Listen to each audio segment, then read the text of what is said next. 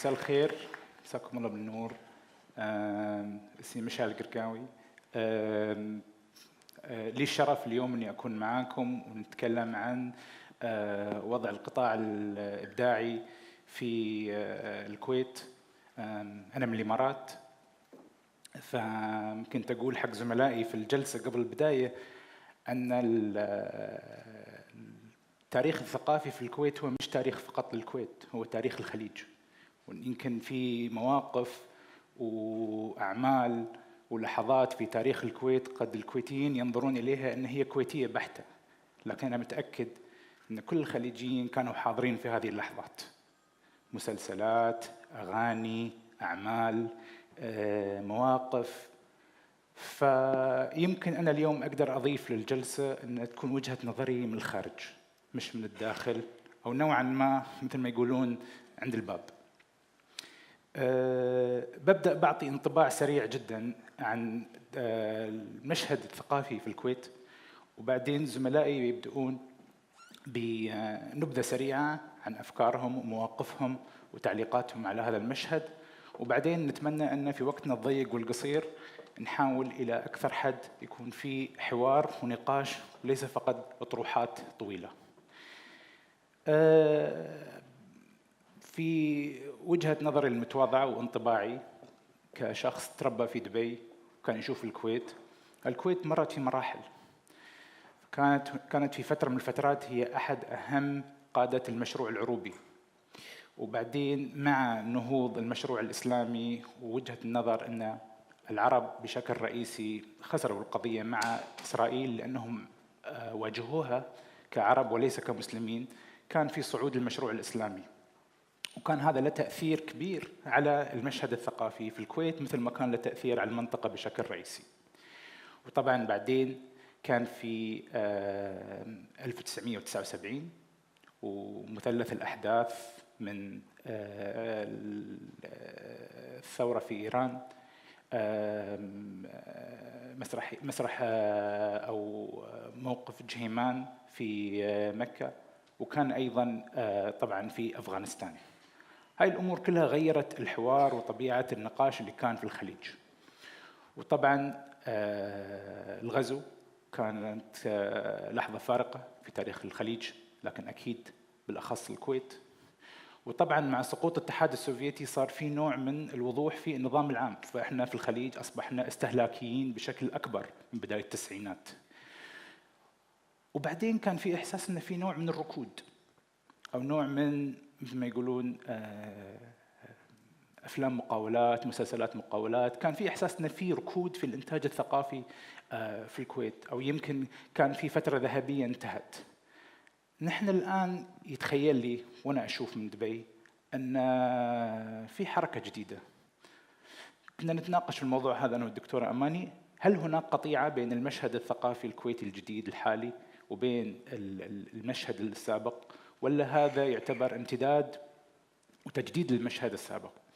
شو دور الحكومة؟ شو دور القطاع الخاص؟ شو دور المثقفين؟ شو دور الفنانين نفسهم؟ وكيف ممكن يتكاملون مع بعض؟ فبدون أي تأخير إضافي أطلب من زملائي أن يدلون بدلوهم في هذا الموضوع، ونحاول ندخل في نقاش يثريكم وما يضيع وقتكم. شكرا لكم. دكتورة أماني، شو انطباعاتك؟ نبدأ معك. مساء الخير، شكرا لكم على الحضور اليوم، وشكرا حق مشعل حق طرح السؤال بهذه الطريقة.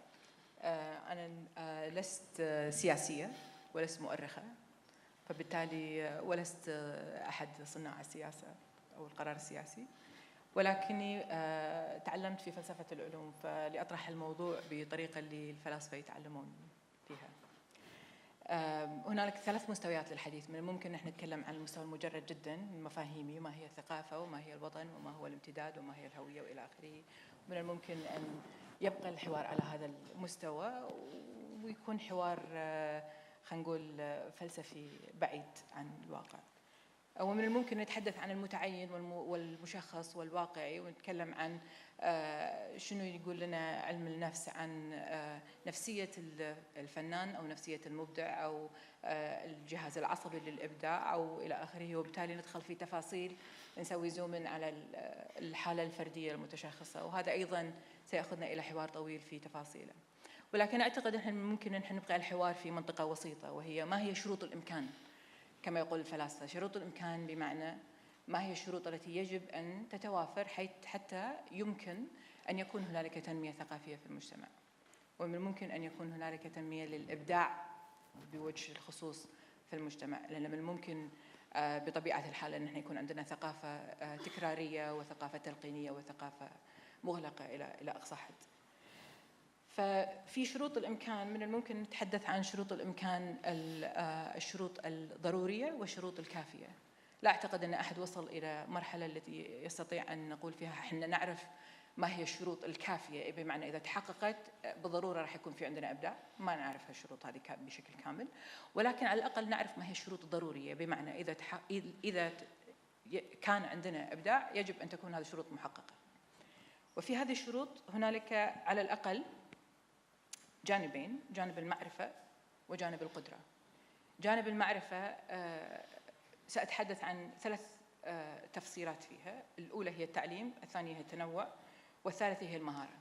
من ناحية التعليم جميعنا نعرف وجميعنا نتذمر من طبيعة التعليم وإلى آخره، ولكن لا أعني بذلك فقط طبيعة التعليم، وإنما أعني بالضرورة تعليم الفنون والعلوم الإنسانية على وجه الخصوص، وهي ما نفتقر إليه في هذا الجزء من العالم وليس فقط في الكويت. إذا نبي نشوف شنو الناس قاعدة تتعلم على مستوى طلبة الابتدائي أو المتوسط أو الثانوي، حتى في التعليم العام، حتى الفلسفة وحتى المنطق يدرس بطريقة تلقينية وبطريقة غير إبداعية. ولكن هل يدرس طلبتنا الموسيقى؟ هل يدرس طلبتنا الشعر؟ هل يدرس طلبتنا الفنون؟ والإجابة بكل بساطة على ذلك هي لا. إذا الأهل دخلوا عيالهم مدرسة خاصة من ممكن، ولكن في التعليم العام هنالك على الأقل 640 غرفة موسيقى ومرسم ومسرح في مدارسنا العامة، إما غير مؤهلة أو غير مستخدمة أو تستخدم لأغراض أخرى. وبالتالي من الطبيعي أن احنا نستوعب أو نتنبأ بالنتيجة التي يصل إليها الطالب بسن معين غير قادر على التفكير خارج الصندوق. النقطة الثانية اللي هي التنوع. الكويت كانت دائما ميناء، بمعنى أن احنا منفتحين على العالم بالضرورة، هذا شغلنا نسافر عند الثقافات المختلفة ونجيب منهم موسيقى ونجيب منهم أكل ونجيب منهم فنون ونجيب منهم تكستايلز ونجيب منهم كل شيء. وبالتالي طبيعة المجتمع الكويتي بحكم موقعه وبحكم عمله وبحكم انفتاحه الضروري على العالم ان احنا مثل الملتنج بوت غصبا علينا يعني. ولكن مع التحولات التي حدثت، سواء ب انا استغربت كلمة صعود التفكير الاسلامي، انا بالنسبة لي هو هبوط، ولكن ما حدث فعلا في فترة صعد للموقع يعني احنا لا مخي ما قدر يقبلها. في فترة الثمانينات ما حدث هو فعلا قتل تام لهذا التنوع. بعد الغزو صار قتل أزيد لهذا التنوع، صار احنا الكويتيين بس، ماكو أي شيء ثاني، ما في عرب ما في كذا، وحنا الكويتيين بعد الحضر والسنة، ما عندنا عيم، ما عندنا بدو، ما عندنا شيعة، ما عندنا فاللي قاعد يصير مزيد من التقوقع والمزيد من الاضمحلال في هذا التنوع، اللي هو احنا نعرفه من ناحية التنوع الطبيعي الجيني ولا من ناحية التنوع الثقافي، هو قاتل لقدرة الإنسان على الإبداع، لأنه قاعد يكرر بالضبط نفس الشيء، وقاعد يقول للنظام أن أنت لازم تكرر نفس الشيء. الناحية الثالثة اللي هي المهارة. احنا كلنا الحين بالكويت كل الناس خبراء، صح؟ ما في أي درجة من المهارة ولا صار في أي قيمة للمهارة. احنا ندري من الدراسات أن على الأقل الإنسان لازم يكون عنده 10,000 ساعة يمارس فن معين حتى يكون ماهر فيه. احنا عندنا اي واحد يكتب له خربطتين ولا يرسم له خربطتين ولا هذا صار فنان وصار الى اخره، ويصير هذا المعيار. من يوم ان كان عندنا الناس تسافر شتى انحاء العالم وعندها معارض وعندها الى اخره، الى ان الناس عندها فهم قليل او معرفه قليله حق الموضوع. من ناحيه القدره بتكلم عن شيء سريع بشكل سريع، انا اسفه اخذت وقت طويل، اللي هم الحريه، وهذا شيء اساسي جدا في التعبير، والحريه في المعرفه، ولا اقصد اني الحريه السياسيه ونروح ننتخب الى اخره، انما اعني الحريه الفرديه. احنا ما عندنا اي احترام للحريه الفرديه، ما عاد عندنا احترام، كان عندنا بس ما عاد عندنا احترام للحريه الفرديه، وبالتالي من المستحيل ان يكون هنالك انسان مبدع اذا هو ما عنده قدره انه يعبر عن نفسه، اذا ما عنده قدره انه يتعلم، اذا ما عنده فضول، وهذا شيء اخر وينطلق ويندرج تحت الحريه ولا يندرج تحت التعليم فقط. حريه الانسان في ان يسال، وحريه الانسان في ان يتعلم، وحريه الانسان في ان يذهب الى ما لا يذهب اليه الاخرين، وان يتكلم عن المسكوت عنه، وان يسال الاسئله التي نحاول دائما ان نقمعها في الاطفال ونقمعها في الكبار بنفس الدرجه. فاذا هذه اما القدره الثانيه وهي دائما ننساها في حواراتنا السياسيه وفي وضع السياسات وفي وضع البرامج، هي القدره على الامل. الانسان لا يستطيع ان يفعل اي شيء، ماكو شيء يقعدك من فراشك، ماكو شيء يوديك وظيفتك، ماكو شيء يخليك تفكر بطريقه مختلفه اذا انت ما عندك نتفه امل انه راح يصير شيء غير، انه راح تغير، انه راح تتعلم، انه راح تضيف معنى حق العالم. فاحنا قاعدين نحط شبابنا في مواقع، في بوكسز، ما عنده اي سبب يعتقد ان وظيفته هذه راح تغير اي شيء في العالم، لانه يدري ان وظيفته هذه بضاله مقنعه. ما عنده اي سبب يعتقد ان النظام راح يتغير، لانه هو ما عنده اي اثوريتي يتخذ قرار، ولا اللي فوقه عنده قرار، ولا اللي فوقه عنده قرار. وبالتالي الانسان يفقد الامل، وهذه القدره هي مقوم وشرط ضروري للابداع وللتنميه وللقدره على الحياه والبقاء، مو بس للابداع والتنميه. فهذا بشكل سريع.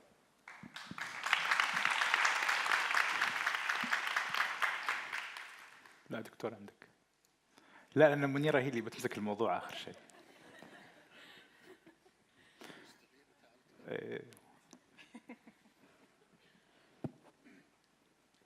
المفروض إنه ما يعرفوني أنا هني كمسؤول حكومي، بس تم تعريفي كمسؤول حكومي، وهذا يعطيني شوية قيود. بس جانب من الجوانب اللي راح أتكلم فيها فرد على هذا الموضوع.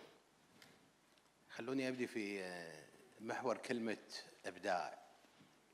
إبداع ما باللغة العربية المفروض عادة تستخدم كترجمة لكلمة اسمها creativity. بس أقول لكم شغلة، creativity ما لها علاقة بالإبداع. الكرياتيفيتي موضوع كبير، لأن مجانب الانفينيتي في التفكير هو المقصودة في الكرياتيفيتي، ولهذا ترجمة كلمة إبداع غير صحيحة. كرياتيفيتي معناها خلق. إذا احنا دخلنا في هذا المنطلق احنا دشينا بالطوفة من قبل ما نكمل. خلنا في الإبداع. إذا تكلمنا عن الإبداع سهلتوا علي المهمة، لأن أقول لك هذا innovation مرتبط نوعا ما بالابتكار وغيره، بس لا، خلينا نتكلم عن الطوفة. creativity بالمقصد، وعندما نتكلم عنها طبعا أنا صعب جدا أني أتكلم عن هذا الموضوع ودكتورة في الكريتيكال ثينكينج قاعدة يمي، ولكن أقدر أتكلم بمنطلق أني أنا كمهندس، وهذه مشكلة لأن عادة المهندسين we go by the rules by the codes، فماكو إبداع وايد فيها ولا في creativity. الكرياتيفيتي حق الاركيتكت عادة. شلون أنت تفتح راسك ومخك وتطلع من برا thinking out of the box. أحلى ما في الموضوع أن كل اللي يدربون out of the box they are in the box.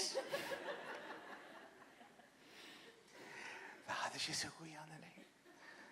يدخلون تقعد مع في كثير من ورش العمل وهو قاعد يشرح how you think out of the box، وأول قانون حط بالك أكو شوية تابوز ما يصير. I'm sorry I'm using some psychological word بس there are so many taboos. هو المجتمع الآن نحن نمر في مرحلة تطور ليس فقط عضوي، اتركوا عنكم هذه، التطور نفسه السيكولوجي، التطور المجتمعي، التغير اللي قاعد يصير في قوة درايفر فورس درايفر. أنا عيالي ما أقدر عليهم. إذا في واحد فيكم يقدر على عياله يقول لي. الحين واحد يقول يعني شنو ما تقدر على عيالك؟ يعني مو متربين؟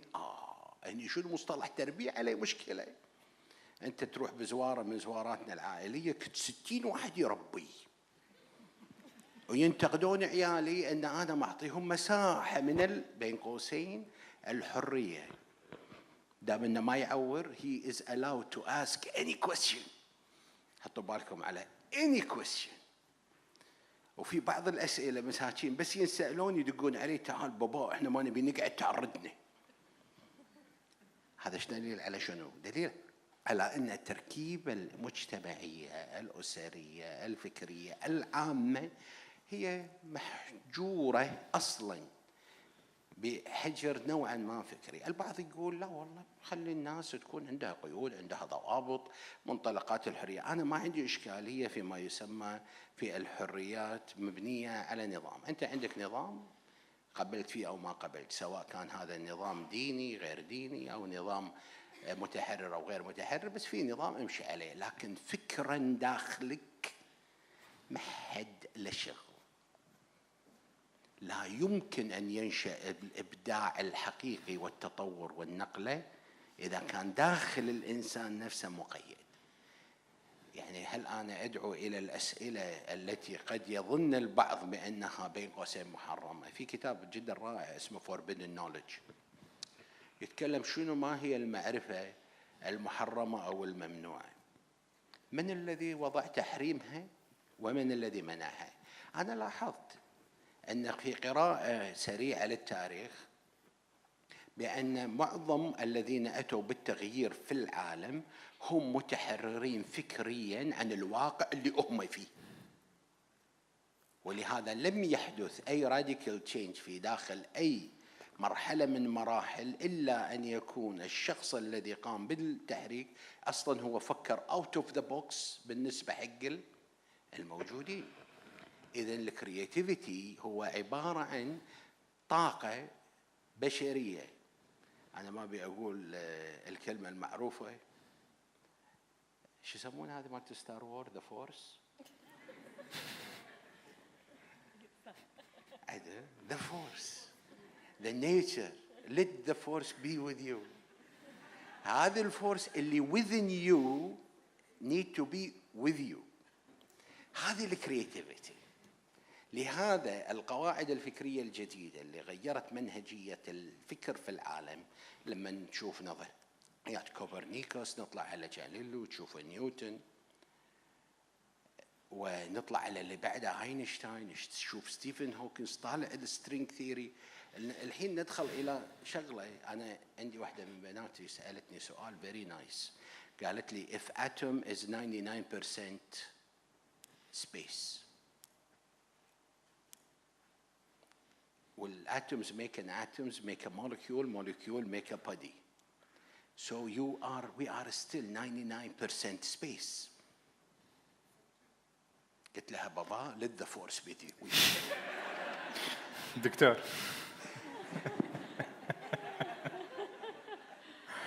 راح اوقف لان موضوع الكرياتيفيتي ماله هو اسم كرياتيفيتي equal to infinity. There is no limit to think and this is what we need. اقول لكم شغله، the power of creativity will penetrate. مو كيفنا اكو في شغلات متعلقه في مسيره البشريه. ولهذا كل ما نتقدم أكثر في التطور البشري والإنساني تميل الأمور أكثر إلى الدعة، يعني قلة الحركة وزيادة المنظور الفكري. وتشوفون إن والله أنا مرة سألني واحد قال لي إحنا ليش امتحان؟ قلت له من كثر ما تقعد بس تفكر وتقرأ. فحطوا بالكم ترى واحد من اثنين، اللي يفكر ويقرأ واحد من اثنين، يا ما ياكل يا ياكل. دكتور، قبل ما ننتقل إلى منيرة، أدري أن أنت موجود في صفتك بصفة عملك وكذا والرسمية، لكن بصفتك كشخص تكلمت عن الدارك سايد والفورس وكذا.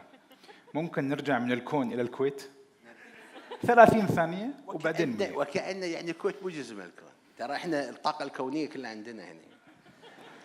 ببساطة إذا إحنا نعتمد بصورة عامة، وتكلمت أختي حصة اليوم كلام جدا طيب عن الاقتصاد المعرفي، وهو على قولتهم الموضة الجديدة الفكرية اللي منتشرة وصوب الفورث ريفولوشن.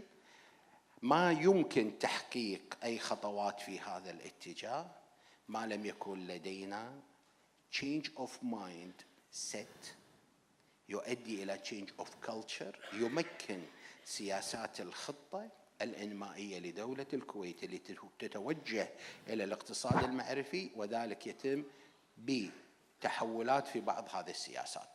أنا والله كنت بغيت أتكلم بطريقة الدكتورة أماني، وصراحة طريقتها جدا رائعة وأكاديمية ويابتها بالبولتس، بس قلت هم مو معقولة يعني هي دكتورة بالجامعة وأنا دكتورة بالجامعة بعدهم لا راح تصير صعبة شوي.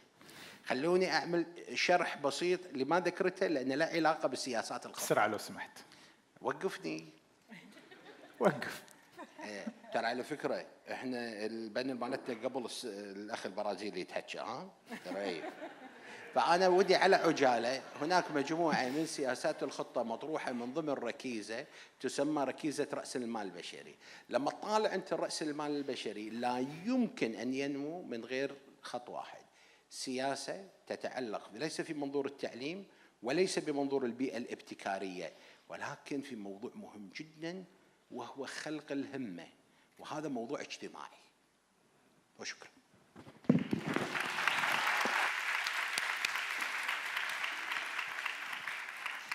منيرة بدينا عربي وبعدين خلطنا واعتقد الحين بنحول، صح؟ صح. صح. We lied, there is some English. تفضلي. اوكي، انا راح اتكلم يعني من تجربتي الشخصيه كفنانه تشكيليه يعني من هذا البلد وشلون تطورت حياتي، ومن يعني منظوم هذه الفكره ان الكلام اللي قالته الدكتوره والدكتور يعني راح يكون يعني يتطبق على اللي قاعد اقوله. أنا طبعاً ربيت في يعني وأعتقد أهم شيء إن اللي خلاني أصير فنانة أصلاً بالبداية إن أنا ربيت في أسرة جداً ليبرالية لشكل يعني أقصى حد.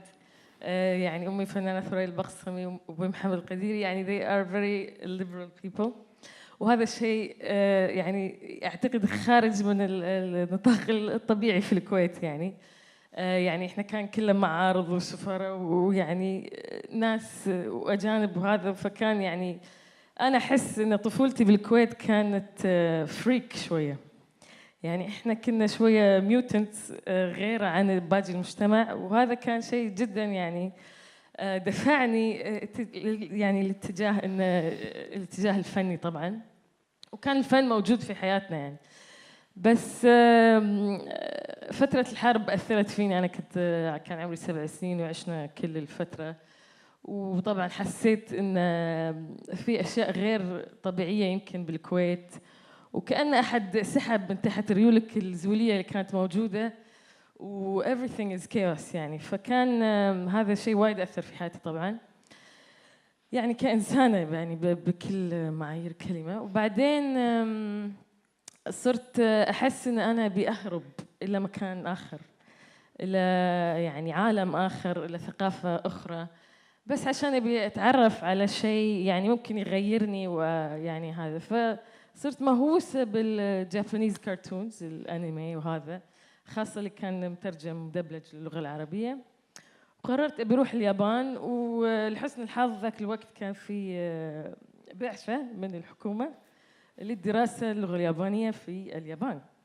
فأنا رحت اليابان عمري 16 سنة في 1999، يعني next year يكون صار لي 20 سنة تركت الكويت يعني. فكل مرة أجي عندي شوك جديد طبعا. بس اليابان طبعا كان عالم آخر، ويعني كأني رحت كوكب ثاني يعني. وقعدت هناك 10 سنين ودرست آرت، يعني درست يعني باتشلرز وماسترز بي اتش دي كله آرت. واليابان يعني تحسه من الخارج انه هو بلد جدا فني وثقافي، وهذا شيء صحيح اكيد، يعني ان هم وايد عندهم ان الكالتشر يعني جزء من حياتهم، جزء كبير.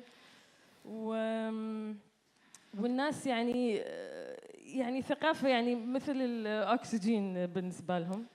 بس هذا يعني له علاقه بتاريخهم also، يعني هم كانوا مقطوعين من العالم لمئات السنين يعني بطريقه جدا حاده.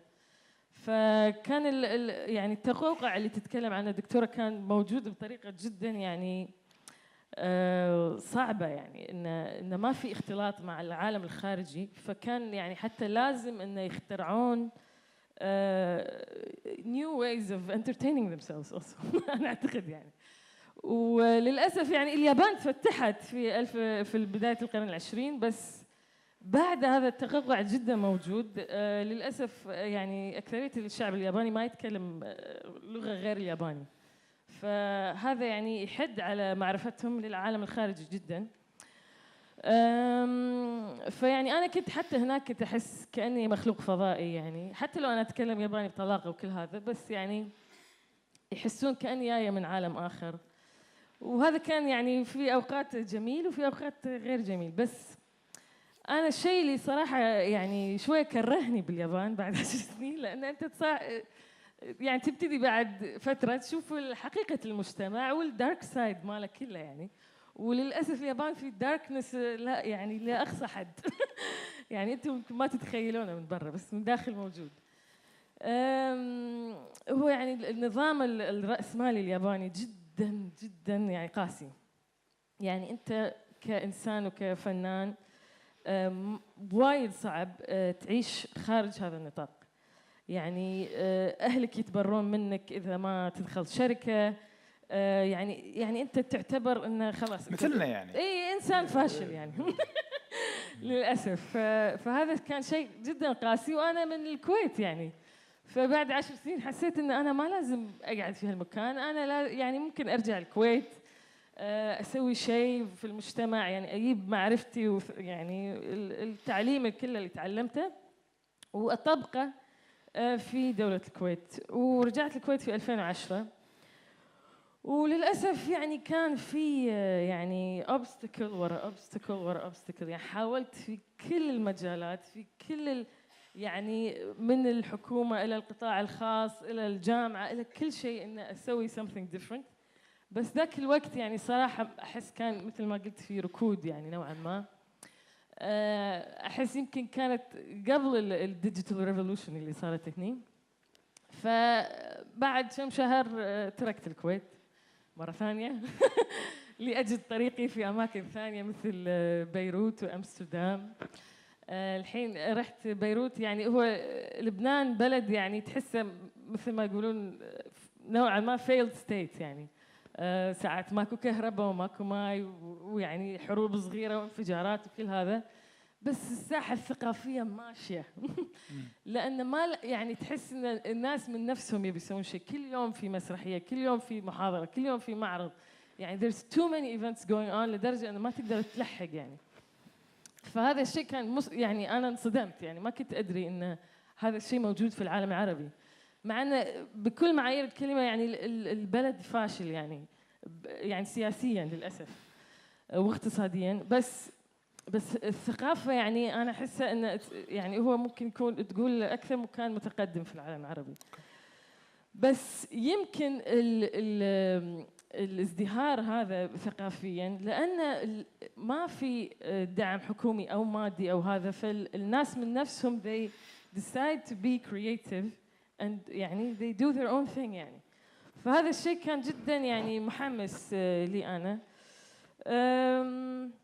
وبعدين أنا طبعاً رحت أمستردام 2 سنين، وكان يعني أوروبا بعد عندهم مشاكلهم هم بعد، بس طبعاً الثقافة عندهم هناك يعني it's part of official policy بكل شيء يعني. فهذا شيء جميل كان في هولندا. بس أنا أحس الكويت الحين يعني especially اليوم لما شفت الناس وهذا، يعني مثل ما قالت الدكتورة إنه الواحد يحتاج أمل عشان يسوي شيء. أنا صار عندي أمل اليوم بعد ما شفتكم هني. فما أدري، أحس يعني من 2011 للحظة هذه في تغيرات صارت. المجتمع الخليجي عايش على الإنترنت، وهذا الشيء أنا أعتقد جدا إيجابي وغير وايد أشياء في مجتمعاتنا. الانترنت بالبدايه يمكن كانوا يستعملونه بطريقه تجاريه، يسوون محلات بالانستغرام وبوتيكات وهالاشياء، يعني يبتكرون اشياء من نفسهم خارج النطاق العام، يعني it's more personal thing يعني. بس هذه التحركات صارت اوكي، صارت يعني تغير، يعني صار في مثلا pop up exhibitions, small conferences, labs, يعني اشياء كلها مو official بس الناس من نفسها قاعد تسويها. فانا اعتقد this is very creative and very hopeful. يعني احس ان هذا اللي قاعد يعطيني امل الحين، وهو في بداياته بس قاعد يتجه الى مكان جدا يعني يحمس. عندنا 10 دقائق قبل ما نضطر نفتح راح ريال. عندنا 10 دقائق قبل ما نفتح الكيو ان اي. مع 5 بدون ولا مع الكيو ان اي؟ عندنا 5 وعندهم 5. طيب انا ابغى امسك خيط اعتقد انه كان موجود في كل اطروحاتكم، وهو فكرة الفردانية. في تحدي الخليجيين أو العرب بشكل عام، لكن الخليجيين، وخلنا نخليه عن الكويت الحين، أن هناك خيار. الخيار إما أن يكون الواحد عربي لكن مع الأسف رجعي، أو يكون تقدمي لكن غربي. لأن ما في حتى المصطلحات، لما تبغون تقولون شيء تضطرون تستخدمون مصطلحات إنجليزية، فما في قالب لكيف ممكن واحد يكون تقدمي بدون ما يلاحظ وبدون نية يصبح غربي. فكان ودي أنا ال5 دقائق هذه أو ال4 دقائق يكون في حوار بينكم. أنا بدخل فيه بشكل سريع جدا عن كيف ممكن نخلق فردانية كويتية مستقلة عن أو تبني على الماضي، لكن ما تعتمد كثير على الغرب. يعني pop up exhibitions وكذا وهذا من هناك، بس نحط فونت عربي كذا، كوفي ومدري ايش وكذا، وانستليشن، مصطلحات كلها انجليزيه. فما ادري اذا في يعني وجهه نظر عن كيف ممكن يبدا مشروع كويتي مستقل تقدمي، مش تقدمي بالفكر السياسي والمعنى اللودد هذا التقدمي، لكن يصنع المستقبل.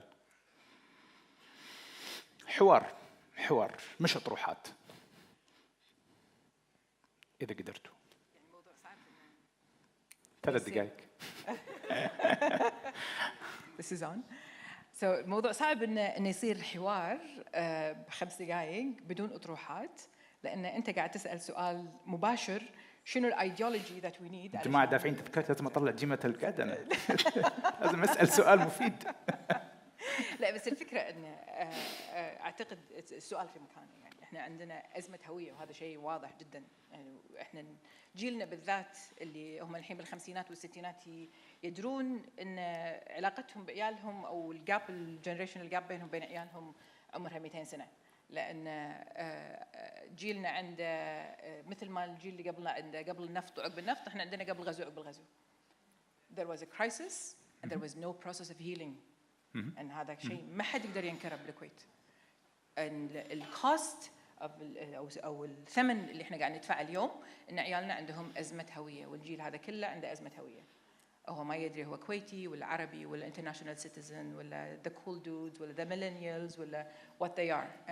and في محاولات دؤوبة أن الواحد يحس فيها بالأشياء الصغيرة، أنهم يحاولون أنهم يرجعون علشان يلاقون هوية ينتمون لها، ما تكون هوية داعشية ووهابية وطائفية وإلى آخره، أن تكون هوية فعلاً أبي أكون إنسان زين، وأبي يكون إنسان عنده امتداد تاريخي، وأبي إنسان عنده هوية، بس ما أدري شلون أسوي هالحكي. وما في لا قوة سياسية ولا في مشاريع تنموية ولا في لخلق هذه الهوية المستقلة الغير منغلقة.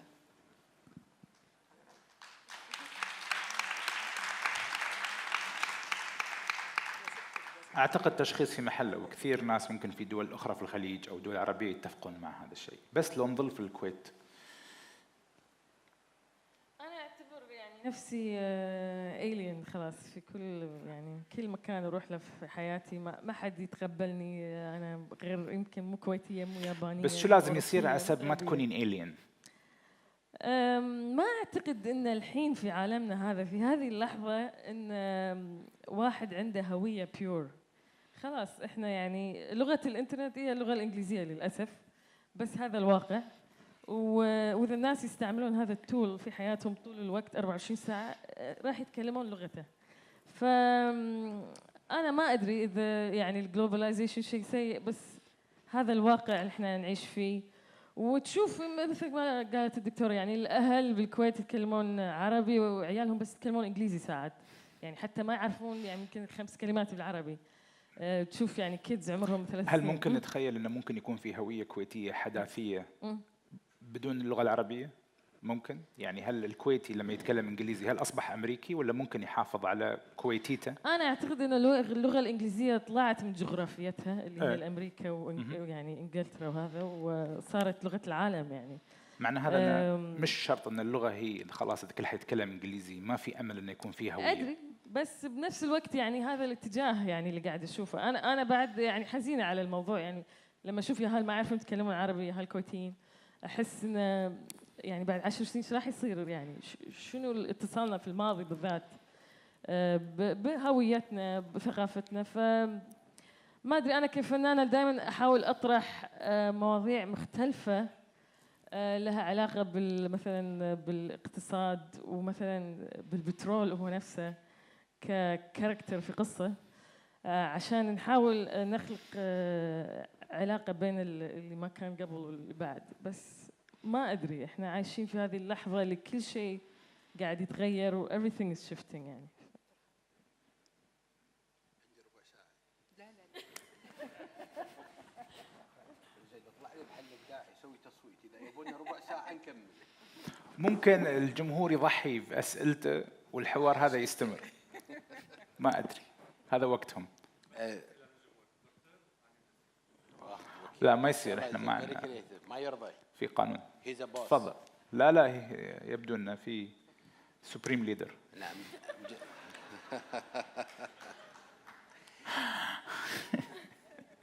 سنتين 2015 بديت انا شغلي. اول اجتماع كان اتذكر زين مع very some great creative people، كان له علاقه بالاركيتكت في البلد. سأل سؤال واحد: What is the national identity؟ لم يجاب على السؤال الى هذه اللحظه. فانا قلت نسأل سؤال ثاني: Do we really need to create an identity؟ ولأنه علق علينا نتحكي عربي وإنجليزي، نقول هل نحتاج إلى خلق هوية؟ السؤال هذا سؤال دقيق جدا. المنطلق اللي أنا راح أنطلق منه منطلق شخصي، ما له علاقة في أي موضوع مرتبط. بالنسبة لسياسات الخطة، وهو تعليق بسيط على ما ذكرته الدكتورة، قد أختلف أنا على مستوى شخصي فيما ورد، ولكن ورد الشخصية الهوية الاجتماعية اللي عرفت. وأنا دائما أقول التعريف الموجود للهوية سطحي، ولكنه يوجد لدينا هوية دينية، اجتماعية، إسلامية، عربية، وما إلى ذلك من الكلمات التي أصبحت الآن نحاسب عليها من الأجيال الموجودة. الأجيال الحالية لا تقبل هذا الكلام. يبقى السؤال: هل نحتاج أن تكون لنا هوية، أم نجعل الأمر مرتبط في التطور البشري القائم اللي راح يدفعنا إلى خلق هوية؟ أنا أعتقد، هذا رأي شخصي، بأنه ستنشأ لدينا هوية مع التطور التقني اللي قاعد يصير. التطور التقني أصبح جزء لا يتجزأ من الحياة الموجودة. طبعا أنا لما أقول تطور تقني جزء من الحياة، ترى مو حق الناس المساكين الفقارة اللي أكل ما عندهم، أتكلم على جزء بسيط من سكان الكرة الأرضية. ترى إذا أنتوا هني كل واحد عنده أكسس حق تكنولوجيا، أكو في أكثر من نص البشر في السكان الأرض لديهم إشكاليات في المعيشة اليومية. فإذا نتكلم احنا عن الهوية، أنا أعتقد أن هذا السؤال يترك للإيفولوشن، للتطور العضوي المجتمعي العالمي اللي راح يدفعنا كلنا في هذه الموجة. تحديد الهوية يؤدي إلى موضوع مهم جدا، أن راح نرسم سياسة قصرية، لأن أنت لما تحدد هوية راح ترسم سياسة، ولما تحط السياسة لازم تفرضها. فراح ندخل في الدلمة مرة ثانية: هل هذا يعتبر أساس لخلق الإبداع؟ أكيد لا. فأنا أقول خلوها for the force to decide.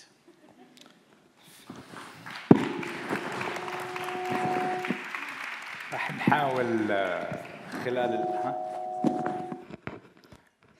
نحاول خلال الأسئلة to bring balance to the force الحين، بس ما شاء الله كلهم دارث، أنا الوحيد جداي.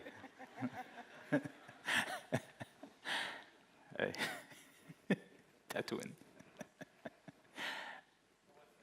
أول سؤال.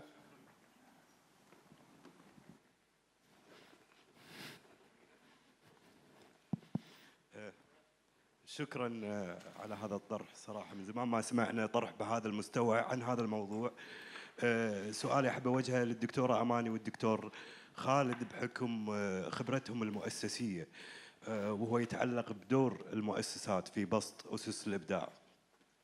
في عندنا أمثلة، يعني مثلا في عندنا المعهد العالي للفنون الموسيقية في الكويت، قدم في فترة من الفترات قيمة مضافة للهوية الكويتية، خصوصا في مجال صناعة الأغنية، وهذه الأغنية أصبحت جزء من الهوية الكويتية، ويمكن كانت أكبر براندنج اكسرسايز حق الكويت. والأغنية هذه بعد هم تعرضت لمحاولة القمع من تيارات التزمت. يعني أتذكر في أغنية تعرضت للتكفير، أغنية كويتية، في المحكمة بغض النظر عن الحكم اللي صدر عنها، الأغنية ما زالت تغنى، فهذا يعتبر انتصار للفن والإبداع في مجال ما. للأسف المعهد العالي للفنون الموسيقية ما عادت مخرجاته بذات التأثير، وكأن المؤسسة فشلت في دورها حاليا أو تفشل في دورها حاليا. فما هو الأسباب؟ وفي الجهة المقابلة أيضا نلاقي مؤسسة مثل مركز جابر الثقافي، على الأقل في الآونة الأخيرة بدأت تأثر فعلا في المجتمع. يعني شوف اليوم لقائنا مثال في أنشطة ثقافية أخرى، بعضها فعلا متعلق بالماضي، ولكن في بريق أمل أن الدور الثقافي المؤثر بدأ يعود. ما هي شروط المؤسسة لتنجح، اللي تحتاجها المؤسسة، أو الظروف اللي تحتاجها المؤسسة لتنجح بالتأثير الثقافي وتنجح في بسط أسس الإبداع؟ لماذا فشلت هذه المؤسسة والآن تنجح هذه المؤسسة؟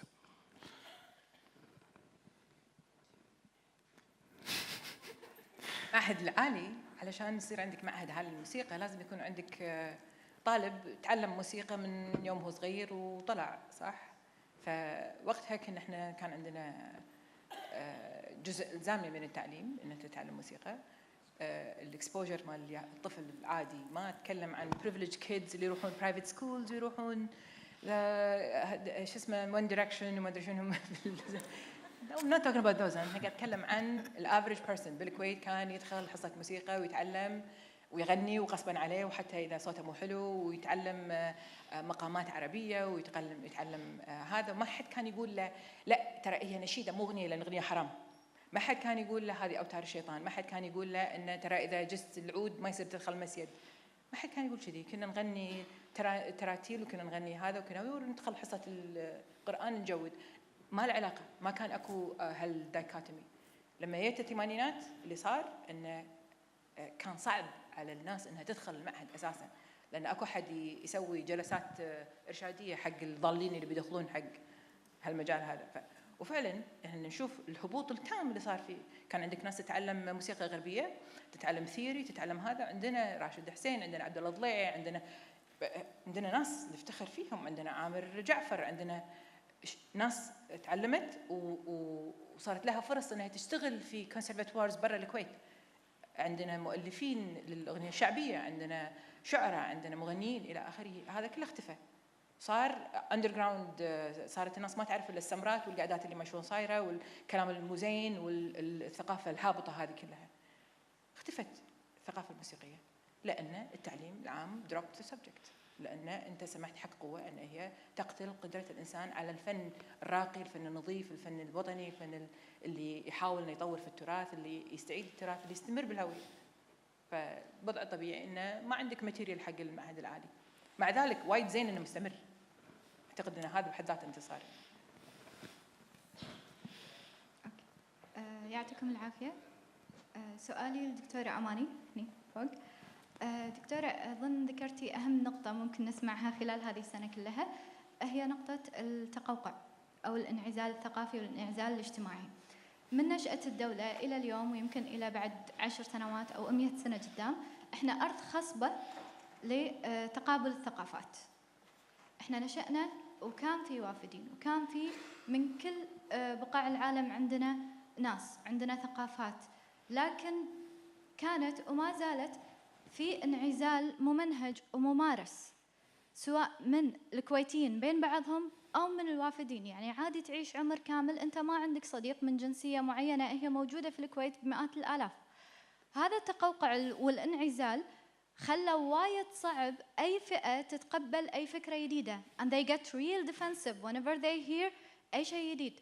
الحرب اللي صايرة على الفيمينيزم، الحرب اللي صايرة على التطور، على كلمة التحرر، ما يتقبلونها بس لأن هي تطلعهم من الكمفورت زون مالتهم، ما يتقبلون الحوار. احنا شلون ممكن نطلع من هذا التقوقع الثقافي؟ وإلى الآن احنا كل فئة سواء كان مثقفين أو رسامين أو فنانين هي فئة isolated ومنعزلة بروحها وتمارس أنشطتها بانعزال تام عن البقية. احنا لليوم مع كل هذه الأنشطة خلال الفترة اللي طافت ما قدرنا ان احنا نسوي شيء في الجهرة، ما قدرنا ان احنا نجذب ناس من المنطقة العاشرة، ما قدرنا نسوي حوار حقيقي ثقافي على انت سني وانا اتقبلك، وانت شيعي وانا اتقبلك، وانت من هذه الخلفية ومن هذا الباك جراوند وانا اتقبلك. احنا للحين عندنا محظورات ثقافية نخاف حتى نناقشها. هذا الشيء هو اللي يخلينا اندينايل، هو اللي يخلينا بس نتكلم في كنا ما ورائيات. لما انت حكى صدق، شنو الآلية الحقيقية الواقعية عشان احنا نكسر هذا التابو، عشان احنا نكسر هذا الانعزال والتقوقع اللي احنا مجبرين نعيش فيه مو باختيارنا. وشكرا.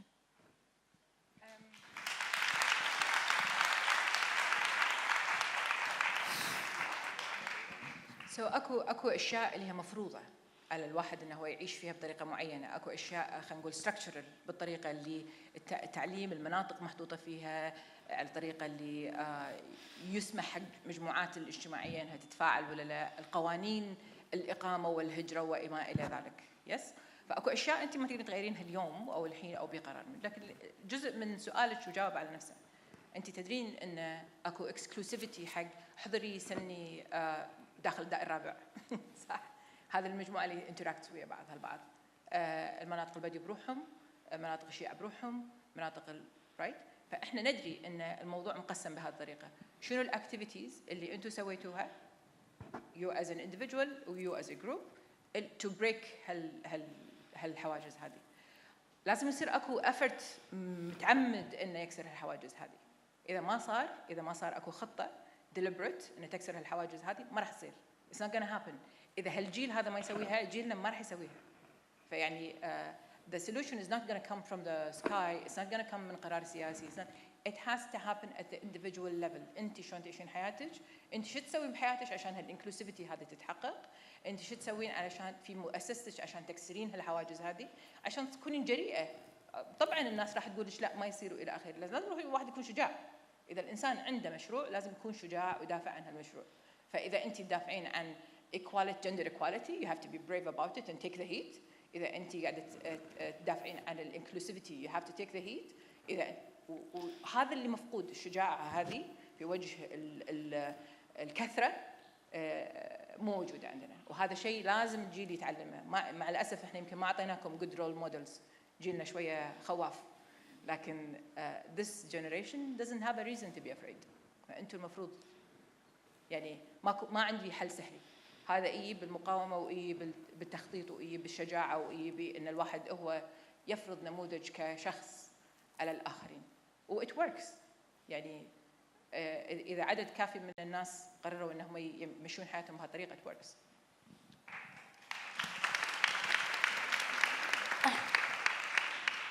عندي سؤال لدكتور خالد. عندي سؤال لدكتور خالد. بنت خالي بالثانوية العامة سقطت بمادة الفلسفة، فعم نسألها ليش جبتي هالمجموع الواطي؟ بتقول ماني قادرة احفظ، ماني قادرة احفظ. كيف بدنا نتوقع من جيلنا وجيلكم وجيل أولادنا إنه يأسسوا الإبداع ويعملوا تنمية إذا أصلاً الأساس مضروب؟ يعني هل حيكون العلاج من تغيير المناهج لحاله أو أساليب التعليم، ولا حنحتاج نعمل مثل ما عملت اليابان في مرحلة معينة إنه أخضعت الأطفال لبرامج تدريبية بعد المدرسة تطور لهم مهاراتهم الاجتماعية والثقافية؟ شو العلاج لحتى نغرس الإبداع وننقذ ما يمكن إنقاذه من هالجيل الحالي والجيل اللي قبله؟ وشكراً.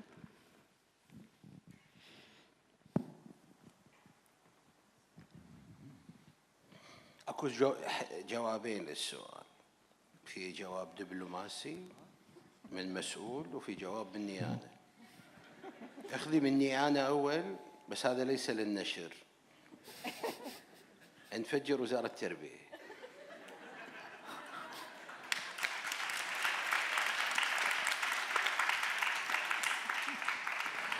سبع الجواب السياسي اللي للنشر. ببساطة المنظومة التعليمية في دولة الكويت تغيرت. شرحتها الدكتورة. احنا مو بس جيل خواف، احنا جيل مصرقعين، واحنا شفنا بلاوي بعد انتم ما شفتوها. انتم وناسة هني الحين، انتم ما شفتوا في البدايات ايش كان يصير. انتم شحليلكم الحين، احنا صرقعونا وقعدنا. خليني اوضح لك نقطة. المنظومة التعليمية بدولة الكويت تغيرت ودشت في مراحل. هذه المراحل سنكرونايز مع التغيرات الاجتماعية والتغيرات السياسية والتغيرات العالمية والتغيرات الدولية. في أثناء عملية هذا التغير داشين احنا الحين في تغير من نوع جديد. بس هالمرة هذه، وهذه إجابة حق سؤال عزيزي اللي سأل، بس انتم ما اعطيتونا وجه، مش مخالف. هو متاخر عليه الطياره وحط الحره فينا، ادري. اجابه لك واجابه له بنفس الوقت. اكو خارطه فيها الغام، اذا ما تقراها زين بينفجر فيك واحد. احد يلعب هذه اللعبه مالت الماين؟ اي اكيد احنا جينا يلعب هواي. من كثر ما نيجي ندور الماين ينفجر فيك واحد. الآن يجب أن تعرف بأن في الطريق إلى أي تغيير التطور ماله في خريطة فيها ألغام لازم تنتبه عليها. أنا أي لايك كلام الأخت الفنانة اللي تكلمت، رائع. She is John Dark. I'm not willing to be John Dark. لأن جون دارك سوت خطوات وبعدين وقفت الخطوات. احنا ما نبي نوقف، احنا نبي نسوي سستينبل ميكانيك في تغيير التعليم. الان طرحت بعض الافكار الان. هذا السستينبل ميكانيك شو قاعد يطدزون علي بس يسوي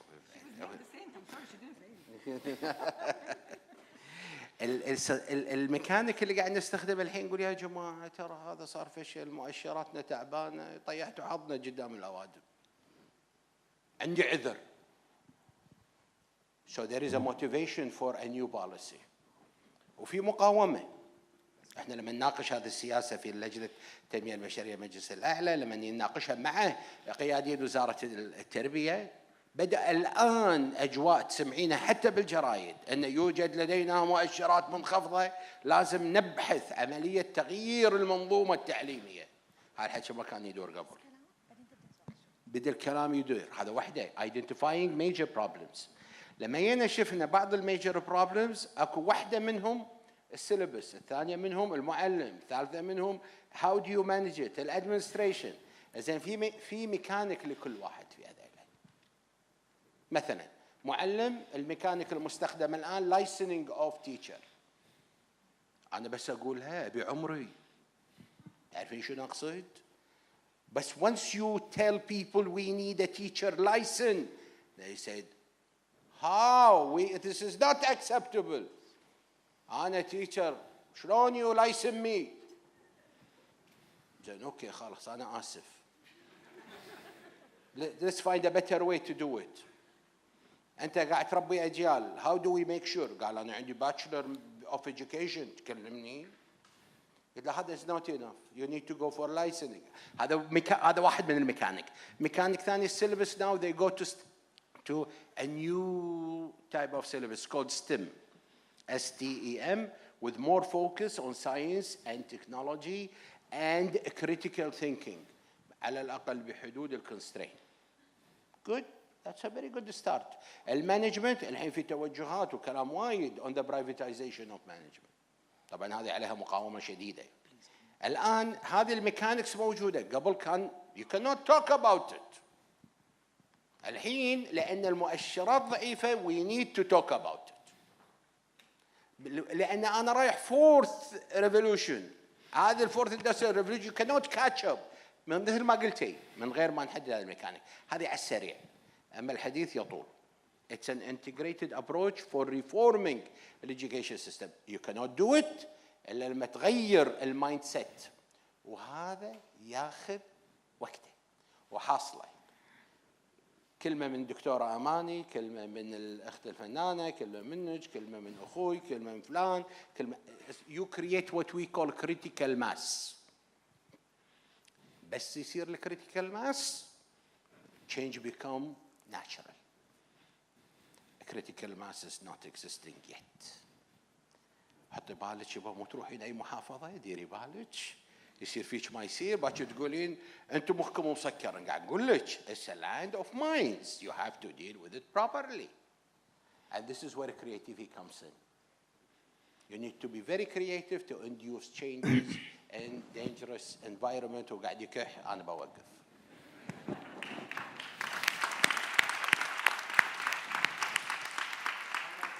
السؤال الأخير. السلام عليكم. فوق معاكم محمد. أعتقد من العنوان هو تبسيط أساس الإبداع لأجل النماء. أعتقد أن كعرب ومسلمين وأجيال، أظني الأجيال اللي شوي أكبر في السن دائما نوقف على مش قادرين نتقبل الواقع. دائما نقول نحن كنا كمسلمين ونحن كنا قبل ونحن كنا قبل ونحن كنا قبل.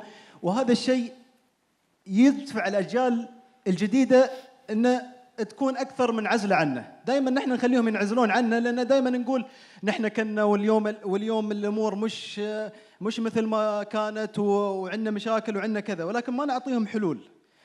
لازم أول شيء نتقبل الواقع. نحن في مرتبة متأخرة بالتعليم. نحن بعدنا معتمدين في الخليج على النفط. نحن بعدنا في المجتمع في تصدع، في المجتمع في تقوقع مثل ما قالت الدكتورة. بس خلونا نحط أساس. دام هذه الجلسة أساس وتبسيط الإبداع.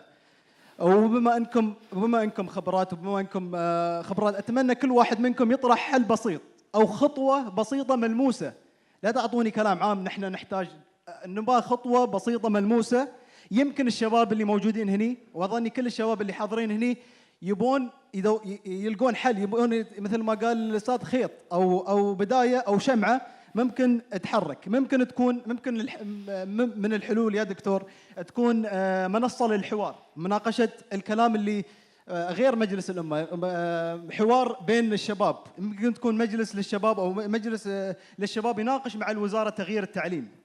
مجلس من الشباب يجلس مع وزارة التربية والتعليم ويقول لهم نحن كشباب مش قادرين نواكب المنهج الموجود عندنا. ممكن تكون بداية ملموسة للثورة الصناعية الرابعة. ممكن مؤسسة أو مؤسسة غير ربحية. فأتمنى منكم كل واحد منكم يعطيني الحين أساس أو بداية ملموسة ممكن الشباب هني يتبنونها. وشكرا.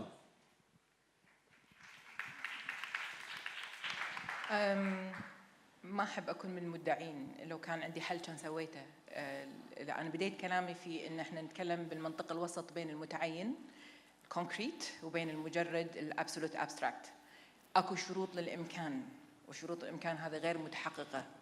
في شروط ضروريه يجب ان تكون موجوده وهي غير متحققه حتى يكون لدينا تنميه ابداعيه. وحتى تتحقق لازم كل واحد يكون شجاع، لازم كل واحد يكون عارف هو شنو يبي. انا ما اتكلم لك ان احنا لازم نرجع على ما كنا عليه، انا قاعد اقول لك جيلنا فشل في انه هو يخلق تواصل بين جيلنا وبين الجيل القادم. لكن هل انا عندي الحين مشروع اعطيك اياه علشان الكويت تصير بلد ابداعي؟ كنت نفذته لو هذا المشروع موجود عندي. فالفكره هي فكره الاسس.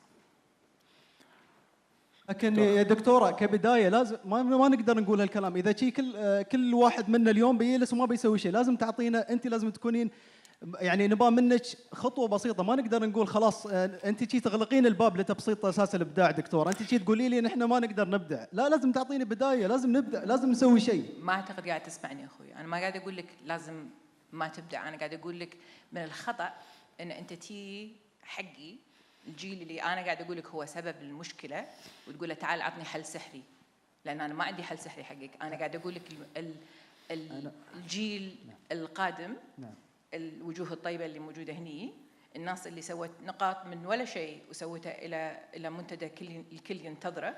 الكلام اللي قالته حصل اليوم الصبح وجميع الفريق اللي موجودين، واكو مجموعات اخرى.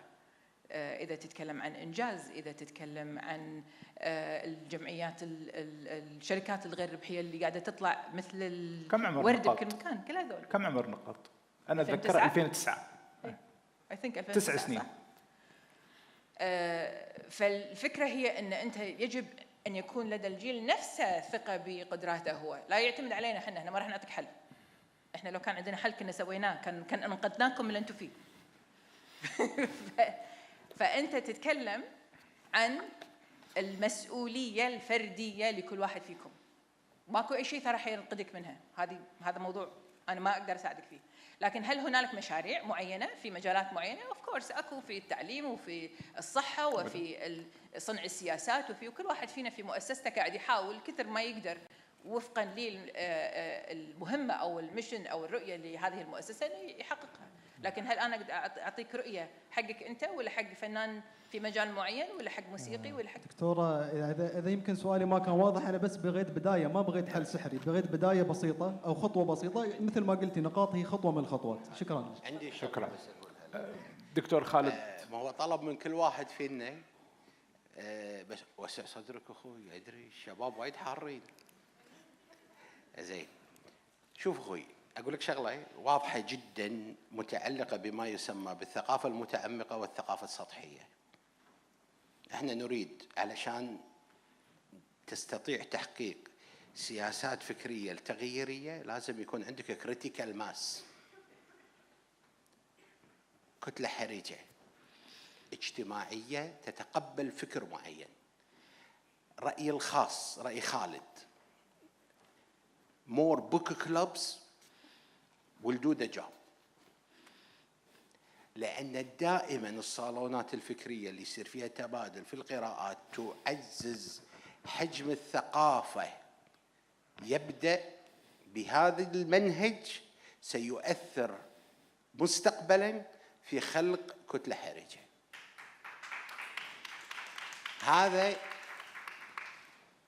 مقترح أنا اشتغلت فيه في الجامعة لفترة بسيطة لما كنت أنا دكتور فيها، والله ياب أثر. تدري ليش؟ أغلب الناس ما تقرأ، بس يحبون يسمعون واحد يقرأ. شوي شوي يقوم هو يقرأ. القراية هي عبارة عن دقة سلف لأن تصل إلى هذه الكتلة الحرجة. أدري الجماعة هني ما شاء الله القاعدين مثقفين يقرون. زين، اللي ما يقرأ شلون؟ خليه يقرأ. ما احنا ما نقرأ، احنا لو نقرأ الراس يتبطل ينترس داخله. الحين ماكو راس فاضي ينباع بغالي يصير. هذه شغلة يعني أبيك بس think about it كمشروع شبابي. احنا عندنا بالكويت قاعد نشوف صالونات وبوك كلابز قاعدة تزيد الحين. we want more. حتى باكر إذا رحنا الإمارات وبغينا شوي نوسع صدرنا نروح بوك كلاب، ما نشرب قهوة بس، على الأقل واحد يسولف. قبل في الصالونات الفكرية في مصر كانوا هذا يقول لك شعر بس مو مال الحلزونة. صالون فكري هذا يلعب دور يعزز ثقافة، يعزز الإبداع البعدين. بس يبغى قال لك احنا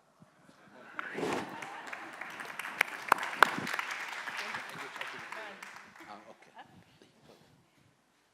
أنا بس أقول لك يعني مارس حريتك في حياتك اليومية، ومارس حريتك في حياتك الفيرتشوال، يعني الفيرتشوال لايف لأقصى حد ممكن. ولا تخاف من الألغام اللي قال عنها الدكتور لأنه هو دائما عشان يصير تقدم لازم يصير في تضحية يعني. فإذا ضحيت بنفسك يعني هذا يكون عمل رائع وشجاع. شكرا لكم على وقتكم، شكرا لكم على أسئلتكم، شكرا لكم على استماعكم للدكتورة أماني والدكتور خالد والدكتورة أيضا منيرة، يمكن الناس ما تعرف. وسامحونا على القصور مثلا نقولون. شكرا.